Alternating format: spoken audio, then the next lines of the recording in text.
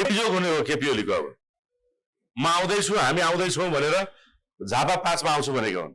ओहो, बालेनले। ओलीसँगै अब सुन्नुहोस्, गर्दैछन् बालेन। अब ओलीले त्यो हिम्मत गर्लान् त झापा 5 मा बालेन शाहसँग चुनाव लड्नलाई।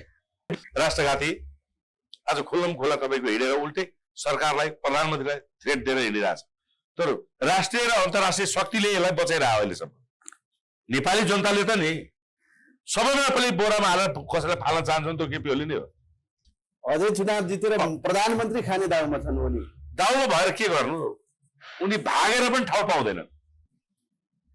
अब भाषणले, अब जादुले होइन, यो उसले देश बन्दैन भन्दै अहिले भाषणै मात्रै सुनिन्छ। कसको भाषण पत्याइदिने, राजाको पत्याइदिने कि नेताहरूको, जनताहरूले? राजाको भाषण हो, सन्देश हो त्यो।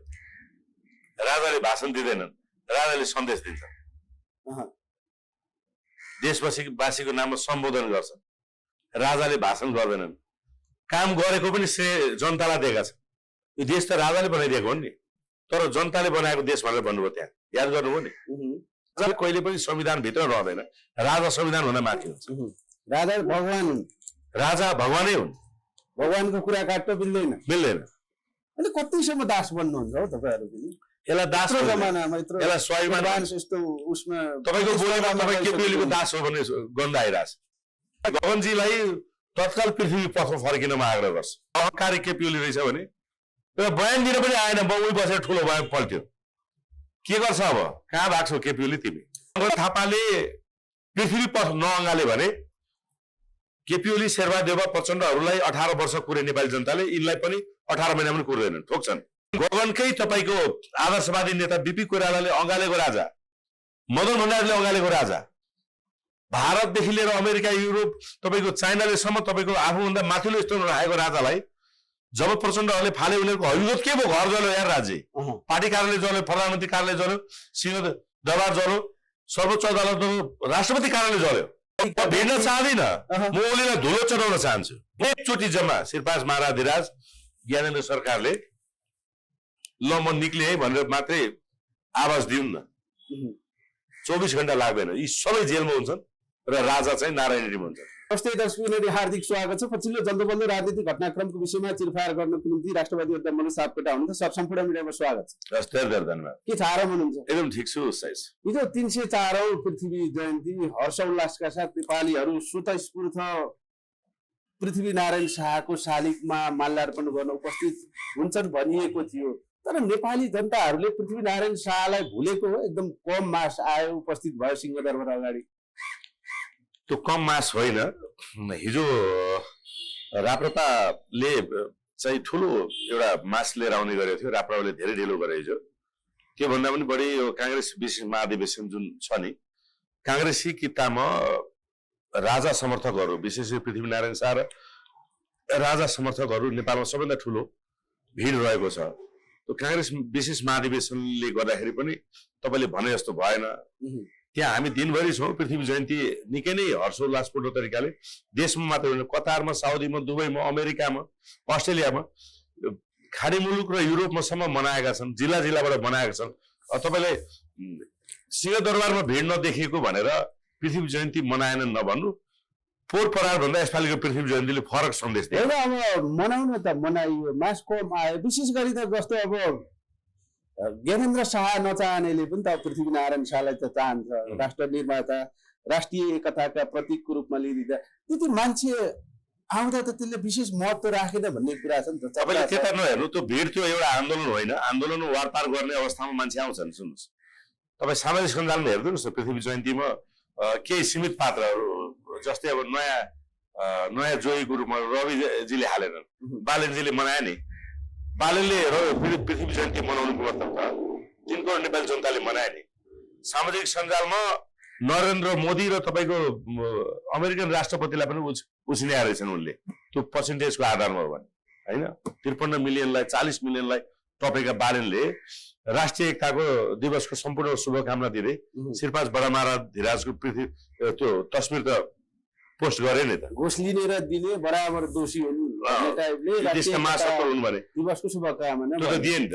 बालेनले शुभकामना दिए। अहिले मयु भन्ने तपाईँको देशद्रोही कम्युनिस्टहरूले पृथ्वीनारायण शाहलाई समाउन थाले। यसको मतलब तपाईँले भने जस्तो अब त्यहाँ आएर जिन्दाबाद मुर्दाबाद भनेर मात्रै पनि होइन, सामाजिक सञ्जालमा चाहिँ जसरी सामाजिक सञ्जालले नेपालको राजनीति अहिले गरिएको छ, सामाजिक सञ्जालले पृथ्वीनारायण शाहलाई चाहिँ मान्यो। अनि एक थरीले टिप्पणी गर्दैछन् गगनको क्रेजले पृथ्वी जयन्ती ओझेलमा पर्यो, हो यथार्थ हो? होइन, गगनको सङ्घर्षलाई मान्नुपर्छ। हेर्नुहोस्, म सधैँ उनको आलोचक हो। उनी यो देशमा गणतन्त्रवादी एक मात्र काङ्ग्रेसी नेता होलान् जो जो जिउँदो छन् नि त्यसमध्ये, र पनि उनले जुन सङ्घर्ष गरे नि आफ्नो एजेन्डाको लागि, नयाँ पुस्ताको लडाइँको लागि, उनले काङ्ग्रेसभित्र जुन एउटा रेभोल्युसन ल्याएर अहिले विशेष महाधिवेशन हुने सङ्घारमा पुग्यो। अल्पमत परिसके शेरबहादुर देउवा, होइन, उनीसँग लागेका बुढा नेताहरू सबै अल्पमत परे। केन्द्रीय सदस्य देउवा प्यानलकै 30 जना त गगनको पक्षमा गइसके। सधैँ त्यो मर्न आँटेको बुढोको पछि त किन लाग्छ त मान्छे? र्याल बगेर त्यो र्याल थाप्न जान्छ नि अब? रापताप छैन, शक्ति छैन, सत्ता छैन, लोभ लालच गरौँ त्यो पनि शेरबहादुर देउवाले दिनेवाला छैन, सबै छोराको नाममा गर्ने होला। उसले कमाएका हिजोको भ्रष्टाचार गरेका सम्पत्तिहरू अब उसकी श्रीमतीलाई सभापति बनाउनलाई शेरबहादुर देउवालाई साथ दिन्छन् त नेपाली काङ्ग्रेसका होनार देशभक्तहरूले। त्यसकारणले तपाईँहरूलाई मैले एउटा आग्रह के छ भने गगनजीलाई तत्काल पृथ्वी पथमा फर्किनमा आग्रह गर्छु। तपाईँ वास्तविक रूपमा लिस्टेज भ्रष्टाचारी होइन, त्यो चाहिँ म मान्दिनँ। भन्नु भने तर बाख्रा को पालनको बेलामा त्यो झिकाएको आरोप लाग्छ, त्यसमा उनले सबै कुराहरू भनौँ न आफू गलत नभएको हिसाबले प्रस्तुत गरिसकेका छन्, र पनि आरोप लाग्छ। त्यो बाहेक अरू ठुलो भ्रष्टाचार यिनको देखेको छैन।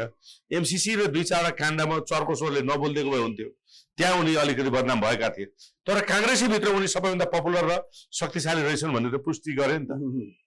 र काङ्ग्रेस मात्रै एउटा यस्तो पार्टी देखियो जसले चाहिँ आफ्नो अराजक तानाशाह सभापति विरुद्ध लड्न सक्ने तागत देखायो नि त विश्व प्रकाश र गगन थापाले। लास र लासहरूको पार्टी होइन अरे नि त, मर्दहरूको पार्टी हो भनेर चमत्कार देखाए। हो त के गगन थापाको त्यो अभिव्यक्ति भनाइप्रति एमालेहरू बौलाइरहेछन्।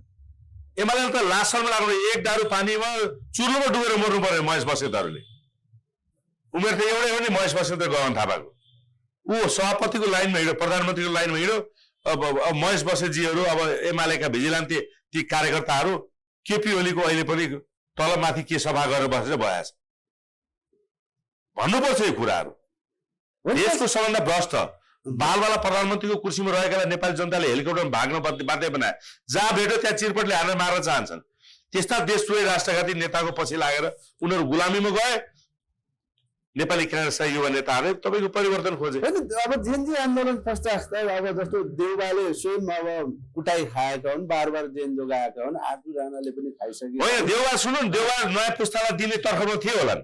देउवालाई पनि 2-3 चोटि भेटेर भड्काएको केपी ओलीले हो। नयाँ पुस्तामा आयो भने नयाँ पुस्ताले त केपी ओलीलाई पनि जेल हाल भन्छ, शेरबहादुर देउवालाई पनि जेल हाल भन्छ। चुनावी तालमेल नगर्ने अडान छ गगनहरू। गगन थापा चुनावी तालमेल नगरेर चुनाव लड्ने हो भन्ने बरु हार्छ। तर है ऊ त अघिल्लो चुनाव पनि गगन त चुनावी तालमेल नगर्ने अडानमै थियो नि माओवादीसँग, होइन? धेरै कुराहरू उनको पोजिटिभ छ। सबैभन्दा ठुलो नेगेटिभ भनेको यिनी राजतन्त्रको पक्षमा छैनन् क्या। त्यसकारण गगन तपाईँको सबैभन्दा अनपपुलर भयो नि त। त्यसो हो भने त एमाले अतालिएको देखियो नि त। यो विशेष महाधिवेशनमा यदि गगन थापाले बाजी मारेर नेपाली काङ्ग्रेसको सभापति भयो भने चुनावी तालमेल एमालेसँग नहुने भएर विरोधमा उत्रिन्छन्। त्यसो भए गगन थापा शक्तिशाली भइसके राजजी। मैले विशेष महाधिवेशन भन्यो, शेरबहादुर देउवा लगायतको त्यो प्यानलले व्हिप जारी गरे। मेरो एउटा यही क्षेत्रको तपाईँको माननीय दिपेन्द्र श्रेष्ठले पनि भर्खर मैले हेरेको थिएँ, होइन? यो क्षेत्रको त्यो कको माननीय हो क्या, अर्थात् प्रदेश सभा सांसद दिपेन्द्र श्रेष्ठले पनि व्हिप जारी गरेर नजाने भनेर लेखाएर रहेछ स्टाटस। देउवाहरू पार्टी सुन्नु न, प्रकाशमान सिंहले त्यो मोहन बसेत साराले भनेर रहेछन्।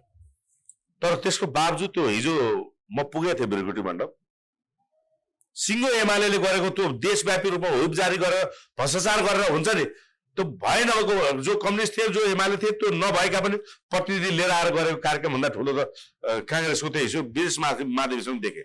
गगन थापाले रक्सी मासु पनि बाँडेनन् होला है। के तेरो भन्दैछु त, म त त्यहाँ गएर आएँ नि। त्यो समर्थन, त्यो राजताप, त्यो युवाहरू प्राय सबै युवाहरू क्या राज्य।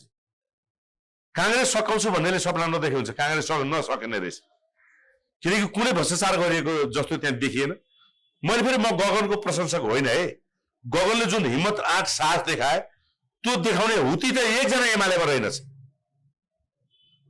दलालै दलालको पार्टी रहेछ। त्यहाँको युवा पनि दलाल, त्यहाँका भर्खरका कार्यकर्ता पनि दलाल, त्यहाँका बुढा पनि दलाल, सबै केपी ओलीको दलाल रहेछन् तिनीहरू। एकजना देशभक्त रहेनछन् नेकपा एमाले। काङ्ग्रेसले त पुष्टि गर्यो ऊ लोकतन्त्रको पक्षमा छ भनेर। जेनजी आन्दोलनको पक्षमा बोल्यो गगनजीले, नेपोबेबी ट्रेनको विरुद्धमा बोले, नेपोबेबी ट्रेनको विरुद्धमा बोल्यो, भ्रष्टाचारको विरुद्धमा बोले, भ्रष्टाचारको विरुद्धमा बोल्यो। कम्तीमा मुखले भए पनि उसले सत्य त बोल्यो नि। यिनीहरू त अराजक भनेर तपाईँको जेनजीमाथि खनिरहेको छ। सुशीला कार्कीलाई दर दिइरहेछ। कतिसम्म त्यो यो अहङ्कारी केपी ओली रहेछ भने बयान दिन पनि आएन, उही बसेर ठुलो भयो पल्ट्यो। के गर्छ अब? कहाँ भाग्छौ केपी ओली तिमी? अब गगन थापाले जित्छन् त। अहिलेसम्म जस्तो महाधिवेशन प्रतिनिधि समथिङ 4762 मा 2642 को त आफ्नो पेनलमा ल्याइसके भनेपछि 56% ल्याइसकेछन्। अब अहिले 56% ल्याएका छन्। तपाईँ हेर्दिनुहोस्, तपाईँले समाचार बनाएर पोस्ट हाल्नुहुन्छ त्यो 70% भइसक्छ। हिजो अल्पमत हो, 40% पनि थिएन। 40%ले विशेष महाधिवेशन बोलाउन मिल्ने थियो। अहिले 56% आइसक्यो। अर्थात् यो 86% पूर्णलाई कुनै मिनेट लाग्दैन। किनभने जता सत्ता र शक्ति पुग्छ नि कार्यकर्ताहरू त्यतातिर जाने निश्चित हो। के शेरबहादुर बलियो भएको भनेको यो देशमा देशभक्त भएर सबैभन्दा विद्वान भएर हो त होइन नि, पैसा र पावर उसँग भएर हो। हिजो सभापति थियो र प्रधानमन्त्रीको दावेदार थियो। त्यसकारण शेरबहादुरको पक्षमा तपाईँको लोभिएर त्यो मान्छेहरू दाम चढाउन गएका थिए। अहिले देउवा पक्ष तपाईँको कति 30 जना भन्नु होइन केन्द्र सदस्य, अहिले गाउँ पक्षमा आइसके। अब 30 आएका छन्, भोलि 60 आउँछन् भने। विशेष गरी त चन्द्र भण्डारी, सुनिल शर्माहरू जुन युवा पुस्ताका अहिले लोकप्रिय नेताहरू पनि त सर्लकै आए। गोपालमान श्रेष्ठको के पनि आइसके उपसभापति। अनि को चाहिँ बाँकी रह्यो त? अब रेल काट्दै बस्ने कि आज आएर अब सम्बोधन गरेर त शेरबहादुर देउवाले होइन। मनोज सर, अहिलेको यही स्थितिको यही राष्ट्रिय राजनीति स्वीकार्ने, लोकतन्त्र गणतन्त्र नै स्वीकार्ने हो भने राष्ट्रिय राजनीतिमा गगन थापाको उदय आवश्यक छ त? त्यसो भए होइन, म आवश्यक छ छैन भन्दिनँ। काङ्ग्रेसभित्र चाहिँ उनले जुन क्रान्ति गरे, रेभोल्युसन ल्याए, म त्यसमा चाहिँ सल्युट हान्छु। गगन थापाले पृथ्वी पथ नअँगाले भने केपी ओली, शेरबहादुर देउवा, प्रचण्डहरूलाई 18 वर्ष कुरे नेपाली जनताले यिनलाई पनि 18 महिना पनि कुर्दैनन्, ठोक्छन्। किनकि यिनीहरूले कामै गर्न सक्दैनन्। यो कुरो यसले बुझेकै छैन। यिनीहरूले कि त बुझेर पनि जबरजस्ती विदेशीको इसारामा जान खोज्दैछ। दुईटा कुरा निश्चित बुझे हुन्छ। सुन्नुहोस्, 104 वर्षसम्म म बारम्बार दोहोऱ्याइरहेको छु, 104 वर्षसम्म राणाले नफालेको राष्ट्रथा राजा गगनकै तपाईँको आदर्शवादी नेता बिपी कोइरालाले अँगालेको राजा, मदन भण्डारीले अँगालेको राजा, भारतदेखि लिएर अमेरिका, युरोप, तपाईँको चाइनाले सम्म तपाईँको आफूभन्दा माथिल्लो स्तरमा राखेको राजालाई जब प्रचण्डहरूले फाले, उनीहरूको हरिगत के भयो? घर जल्यो यार, राज्य पार्टी कार्यालय जल्यो, प्रधानमन्त्री कार्यालय जल्यो, सिंह दरबार जल्यो, सर्वोच्च अदालत, राष्ट्रपति कार्यालय जल्यो। केही न केही त शक्तिले खेल्यो होला नि त। यिनीहरूका कार्यकर्ता एकजना बचाउन जान सकेनन्। बिचरा गगन त निर्दोष, उसले के भ्रष्टाचार गरेका थिएन। त्यो एमसीसीको पक्षमा उसले बोलेको कारण र त्यो बाख्रा पालनको सामान्य कुरा झिकेको मात्रै हो। एमसीसी पक्षमा जबरजस्त रूपले बोलेको कारणले गगन बदनाम भयो नि त। गगन थापाको सम्म घर जलो राज्य। विशेष गरी त रवि लामिछानेलाई संसदमा अलिक खेदे प्रमाण छ भने त्यही भएर पनि अलिक खेदिएका होलान्। राष्ट्रपतिबाट धेरै टोल भयो नि पछि। होइन, रवि लामिछानेलाई खेदे हो नि त। रवि लामिछानेले पनि त गृहमन्त्री हुँदाखेरि तपाईँको केपीएलले उसलाई जेल हाले जस्तो उसले केपीएललाई जेल हाल्ने हो सकिएको आएको थियो त। फाइल भने बार्गेनिङको कुरालाई अगाडि बढाए, रविलाई जेल हालिदियो।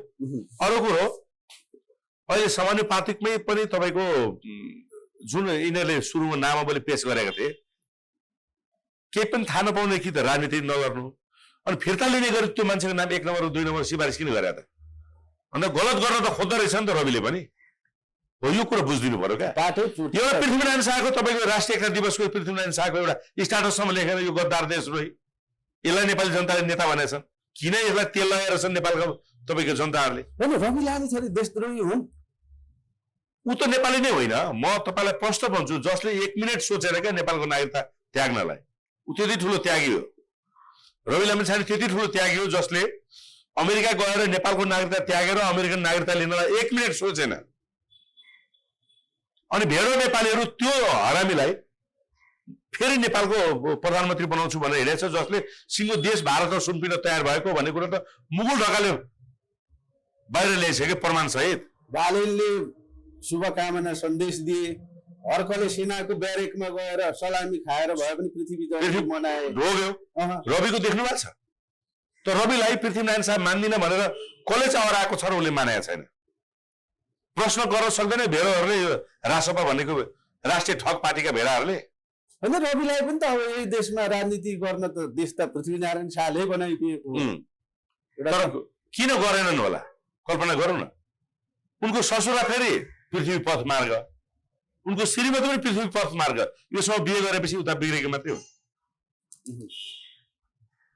कति अराजक होला यो मान्छे कल्पना गरौँ न हर परिवार पूर्व परिवारहरू यसको इभन एउटा मैले स्ट्याटस हेर्थेँ रविले धेरै ठुलो त्याग गर्यो भन्थ्यो क्या यो गाली गरे होइन यो समग्रमा सुझाव हो सबभन्दा पहिले उसले नेपालको नागरिकता त्यागे कति ठुलो त्यागे आफ्ना पूर्व पत्नीहरू सबै त्यागे सन्तानसम्म त्यागे भन्ने कुराहरू गरेका छन् उता गयो अमेरिकाको नागरिकता त्यागेर फेरि नेपाल आयो त्याग्न त यो जति मान कोही छैन यसले आफ्नै सहकर्मी पुरा सैनिक त्याग्यो संसारले त उसैले मारो भन्ने आरोप लगाएको छ मारेर भए पनि त्याग्यो नभए किन निष्पक्ष छानबिन गरेन गिरबन्दी भएपछि प्रश्न चिन्ह त छ नि त पुरा सैनिकै कुराहरू सुन्ने भने ड्राइभर 3 तला घरमाथिबाट कसरी खसे चुनावको मुखमा उसले आफ्नो त्यो ड्राइभर त्यागे त्यहाँ पनि मान्छेले शङ्का गरेछन् रविले नै दुर्घटना घटाएको हो कि भन्ने तर अहिले पार्टीमा सबै त्यागे भन्ने कुरा पनि छ है सुन्नु न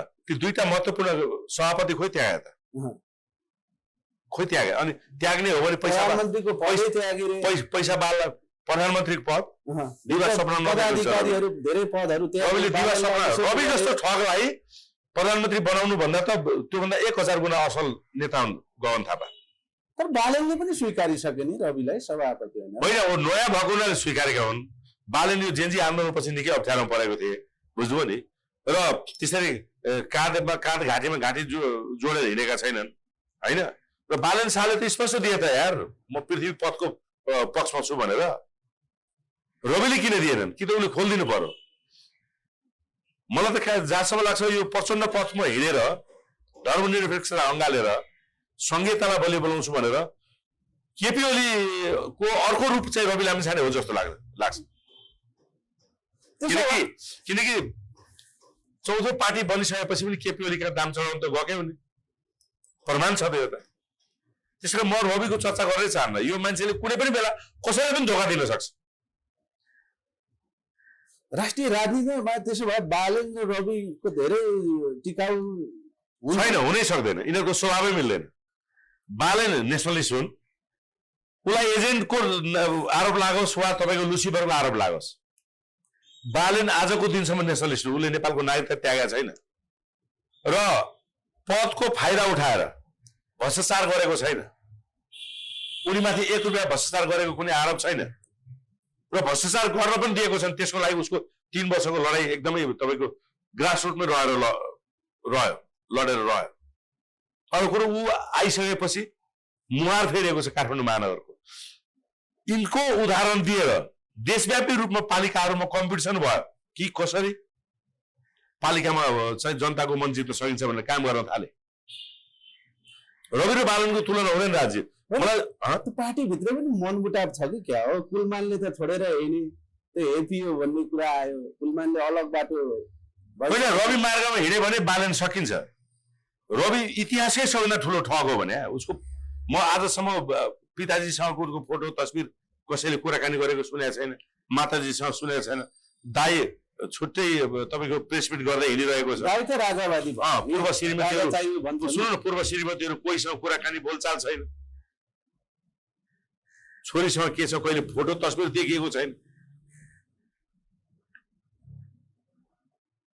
अनि पाइलामा शङ्कास्पद एउटा ठग जस्तो लाग्छ त्यसकारण उनीको म कुरा गर्दै बालन शाहको स्ट्याटस त हेर्नुभयो होला सबैलाई शुभकामना हामी आउँदैछौँ भन्दैछन् हो यहाँ हरिबिजोग हुने हो केपी ओलीको अब म आउँदैछु हामी आउँदैछौँ भनेर झापा 5 मा आउँछु भनेको हुन् ओहो बालनले ओलीसँगै अब गर्दैछन् बालन अब ओलीले त्यो हिम्मत गर्लान् त झापा 5 मा बालन शाहसँग चुनाव लड्नलाई चुनाव भइहाल्यो र बालन शाहले झापा 5 मा चुनाव उम्मेदवार घोषणा गरे हिजोको स्ट्याटसले त्यही देखेको छ राज्य भागेर जाउँ कुन ठाउँ जाउँ देशभक्त नपुगेको सहरै छैन चुनाव क्षेत्रै छैन विशेष गरी त यो माघ 4 मा अब महानगरको अब उसबाट राजीनामा दिने तयारीमा छन् अब झापा पाको केपी ओली क्षेत्रमा बालन शाह उठ्ने अब यिनको दोस्रो यिनको नजर भक्तपुर 2 मा थियो वा तपाईको काभ्रे 2 र भक्तपुर 2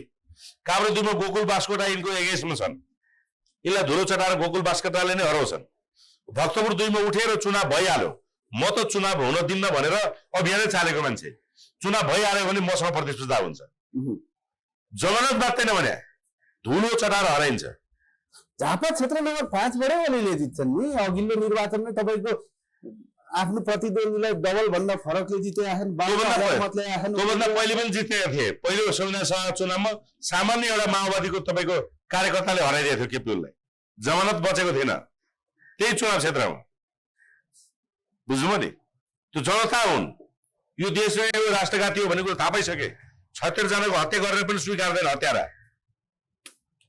सत्ता शक्ति र अन्तर्राष्ट्रिय शक्तिको बलमा अहिलेसम्म टिकिरहेको छ नभए कुन चाहिँ नेपाली होला जसले केपी ओलीलाई जेल हाल्न चाहँदैन मलाई भनिदिनुहोस् न कुन चाहिँ नेपाली होला जस्तै महेश बस्नेतजीहरू बाहेकै कुन चाहिँ नेपाली होला जसले केपी ओलीलाई जेल हाल्न चाहँदैन मार्न चाहँदैन त्यति धेरै राष्ट्रघात गर्ने राष्ट्रघाती आज खुल्लम खुल्ला तपाईँको हिँडेर उल्टे सरकारलाई प्रधानमन्त्रीलाई थ्रेट दिएर हिँडिरहेछ तर राष्ट्रिय र अन्तर्राष्ट्रिय शक्तिले यसलाई बचाएर आयो अहिलेसम्म नेपाली जनताले त नि सबैमा पनि बोरामा हालेर कसैलाई फाल्न चाहन्छन् त्यो केपी ओली नै हो अझै चुनाव जितेर प्रधानमन्त्री खाने दाउमा छन् ओली दाउमा भएर के गर्नु उनी भागेर पनि ठाउँ पाउँदैनन् बालनले सुरुवात गरेका छन् अन्त्य मनोज सापकोटाले गर्छ अनि बालन शाहले चाहिँ ओलीसँग भिड्ने चाहना किन राखिरहेका छन् जस्तै अब काठमाडौँमा म आफै ओलीसँग भिड्न चाहन्छु भने म आफै ओलीसँग भिड्न चाहन्छु भिड्न चाहदिन म ओलीलाई धुलो चढाउन चाहन्छु ओलीका सामान्य कार्यकर्ताहरू त छोड्दै हुन्छ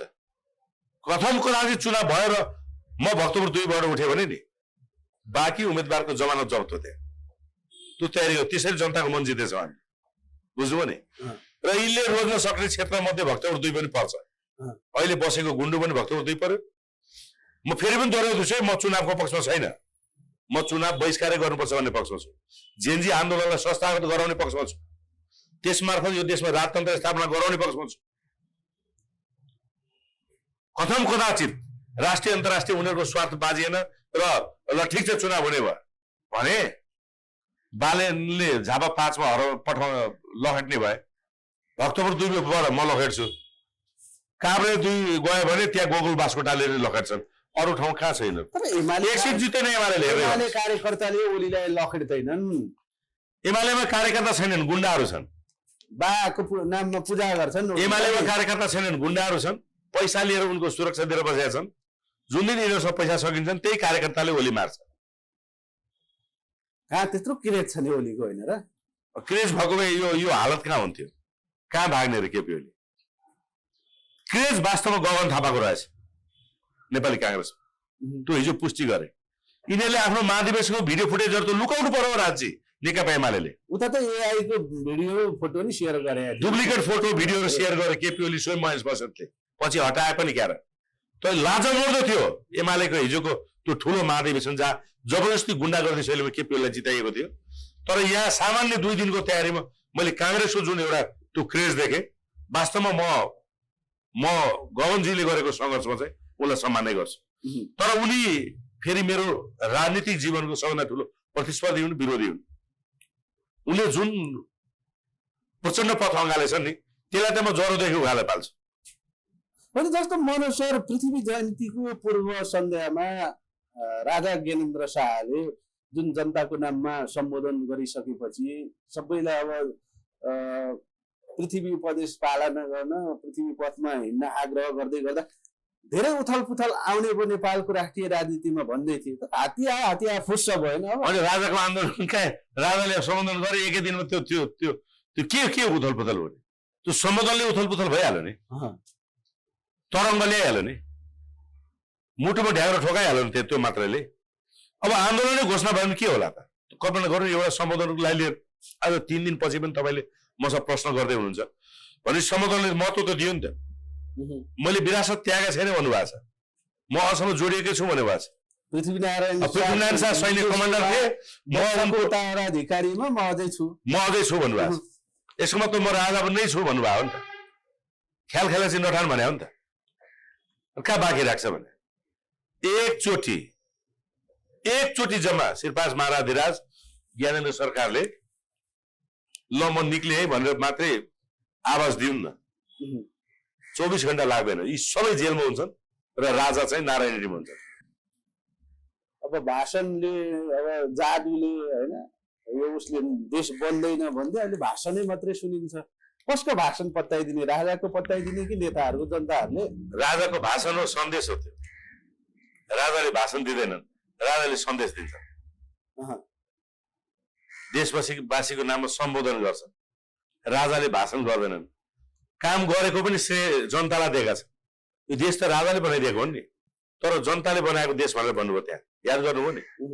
त्यो फरक छ राजा र केपी ओली। राजाको मात्रै देश होइन, जनता र राजाको बराबर स्वामित्वको देश हो भन्ने कुरा गर्नु। त्यो भन्छ केपी ओली आसँग भन्यो, राष्ट्रघातीले त्यो भन्यो, शेरबहादुर प्रचण्डले, त्यो राजाले भन्यो। त्यसैले राजा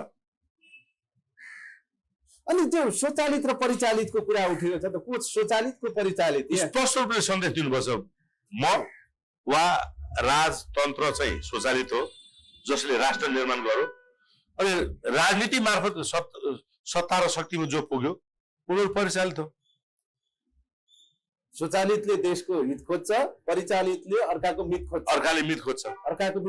कसले खोज्यो अर्काको मित? इशारामा चल्छ भन्न खोज्यो। कसले खोज्यो अर्काको मित? प्रचण्डले कुन मित खोजे देखिहाल्नुभयो, केपीओले कुन मित खोजे देखिहाल्नुभयो, देवबहादुरले कुन मित खोजे देखिहाल्नुभयो, इभन त रवि लामिछानेको कुन मित हो त्यो पनि देखिसक्नु। अनि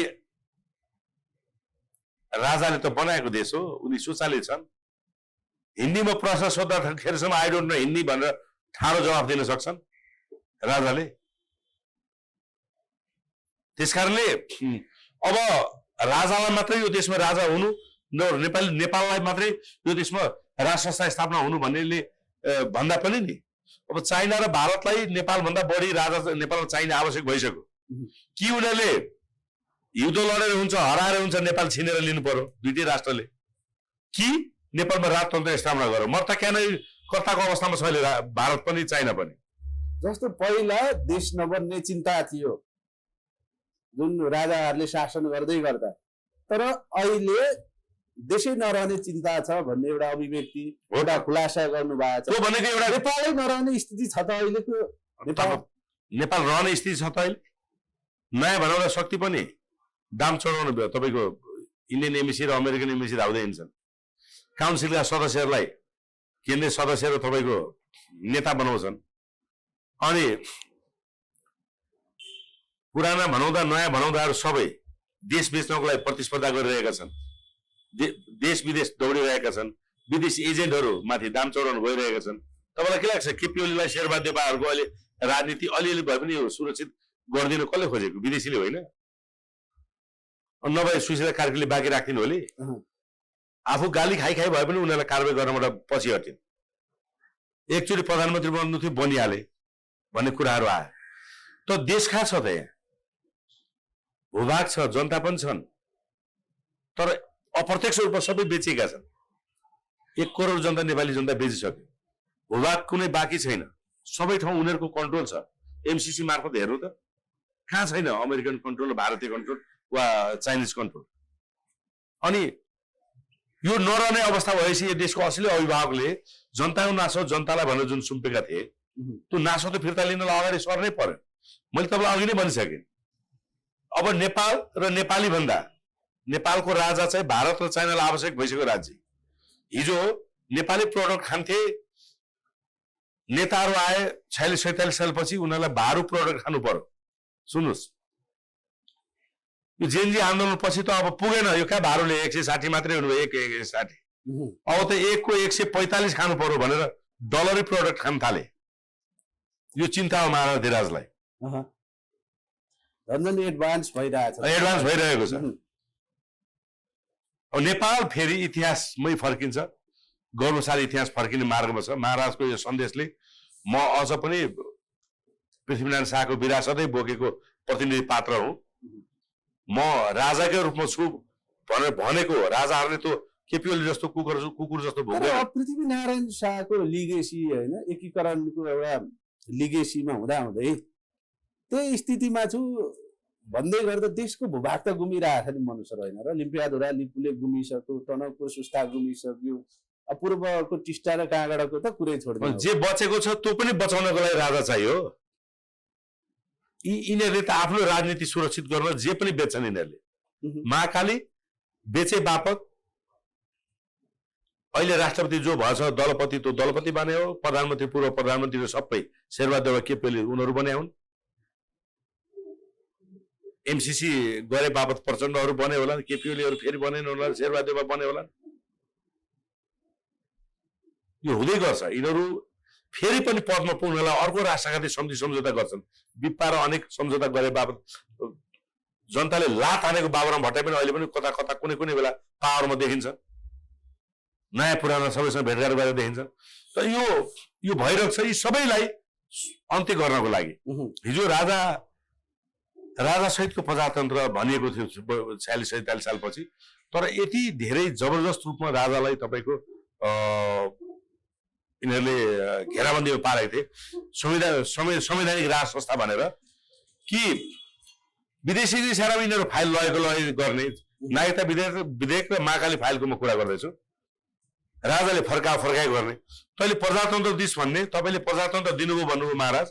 तर प्रजातन्त्रमै जितेर आएका प्रतिनिधिले अगाडि बढाएको फाइल तपाईँले किन फिर्ता बनाउनु भयो भनेर जवाब दिन थाले क्या विदेशी शक्तिहरूले। त्यसकारण तपाईँको वीरेन्द्रले अन्ततगत तेस्रो पटक फिर्ता गरिसके चौथो पटकमा सहमति बन्नु पर्यो। नेपालमा संवैधानिक राष्ट्र छैन। राजा कहिले पनि संविधानभित्र रहँदैन।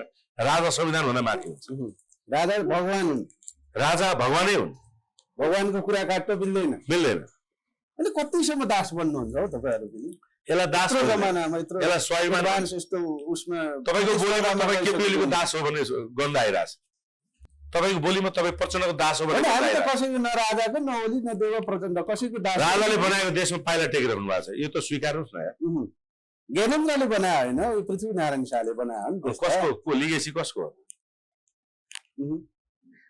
होइन? तपाईँको बुवा भन्दा माथि हजुरबा हुनुहुन्छ होला, त्योभन्दा बढी बुढो हजुरबा हुनुहुन्छ होला।